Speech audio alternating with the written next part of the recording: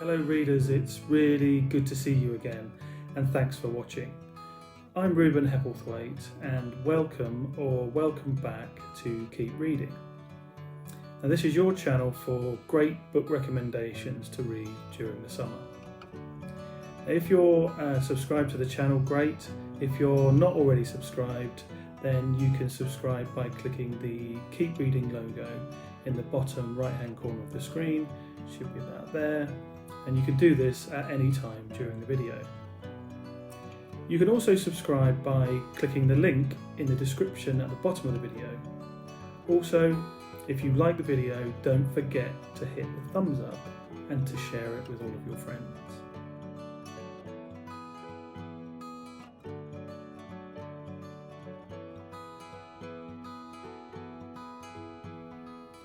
Anyway, I really hope that you've been reading some of the books that I've recommended so far on the channel. If you click on the link above, it should be about there, and that will take you to my complete reading playlist. And you might find a few books there that suit you if the book that I'm recommending today doesn't. I've also got some books that have been recommended to me by subscribers on the channel, which I'll shout out at the end of the video, and one of them is by a very famous person. So watch right until the end of the video to find out who the famous person is. So on to this week's recommendation. It's a classic short novel, and it was written by the celebrated American author Ernest Hemingway. Now this novel, it won the Pulitzer Prize for Fiction in 1953 and it won the Nobel Prize in Literature in 1954, and it's titled The Old Man and the Sea. There you go. Now this book, it's written in a spare, tight, economical and understated style, and that's the style that made Hemingway famous. And this book is taught in schools all around the world, and it's a classic of American literature.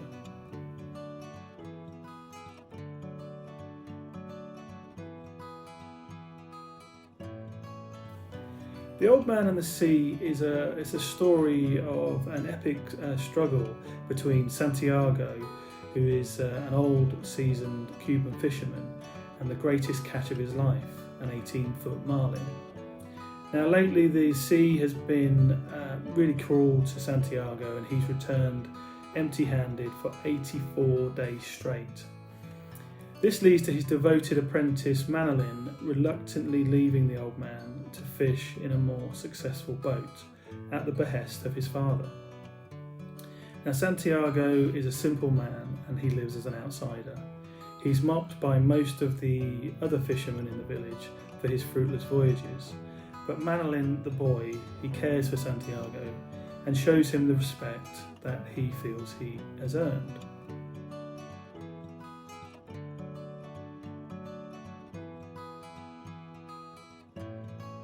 The following day, Santiago sails out in solitude in his skiff, much farther than he would usually go, into the Gulf Stream off the coast of Cuba. He's confident that his fortunes will change and his unlucky streak will come to an end. Now at noon on the 85th day, the big fish, which Santiago instinctively knows is a marlin, takes the bait and his true test begins.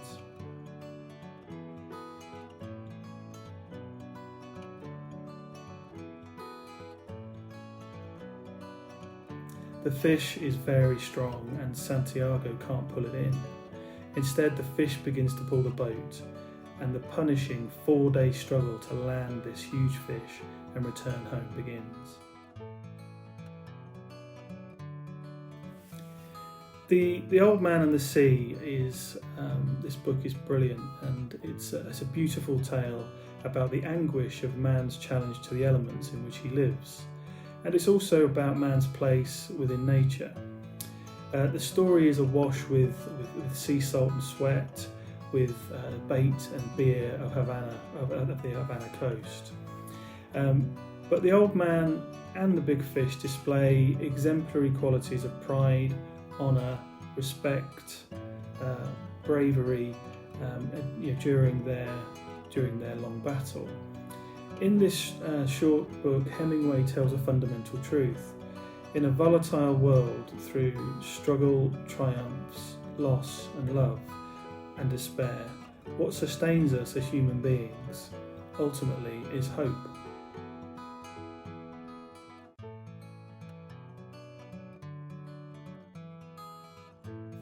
I first read this short novel about 10 years ago when I was lying on a beach in Antigua, and it was the perfect place to imagine this epic sea fishing story so masterfully crafted by the great Ernest Hemingway.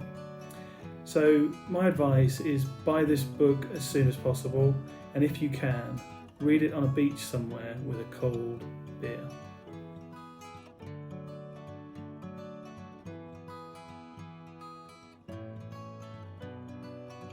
I've got a few books that have been recommended to me via comments on the channel. So firstly, a shout out to John McManus, who recommended The Fear Bubble by Ant Middleton, and to Paul Acquaintance, who recommended Blame My Brain by Nicola Morgan. And also a shout out to The Queen, who recommended All the Queen's Corgis by Penny Juna. So that's another book recommendation done.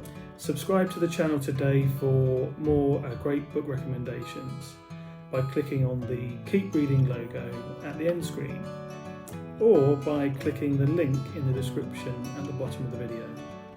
If you subscribe, remember to hit the bell to turn on the notifications. Also, send your own recommendations to me in the comments section, and I'll shout them out next week.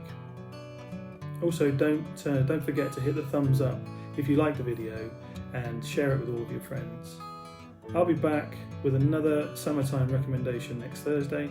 In the meantime, stay safe, stay healthy, stay positive, and keep reading.